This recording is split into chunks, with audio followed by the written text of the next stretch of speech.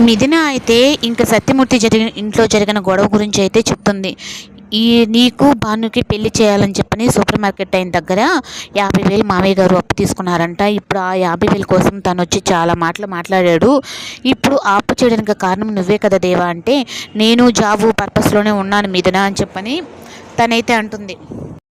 అని ఇంక దేవాకి మిథున చెప్తూ ఉంటే, దేవా అయితే ఇంక మిథున కూడా అయితే నేను జాబ్ చేస్తానండి, నేను కూడా ఏదో జాబ్ చూసుకుంటానంటే, వద్దు మిథున, నేను ఉండంగా నువ్వు జాబ్ చేసి అప్పుడు చూడు ఇంకా వీళ్ళ పరిస్థితి ఎలా ఉంది అని అనుకుంటారంటే, ఒకరు అనుకునే దాని గురించి ఏంటండి, మనిద్దరం బాగుండి మనం ఆర్థికంగా ఎదిగితేనే మన వాళ్ళు మనకు దగ్గరకు చేరుతారు అని చెప్పనంటే, ఏమైనా అనుకో కానీ నేనే కష్టపడతాను, నువ్వు ఇంట్లోనే ఉండు, వద్దు నువ్వు కష్టపడడం నాకు ఇష్టం లేదు అని చెప్పని అంటాడు.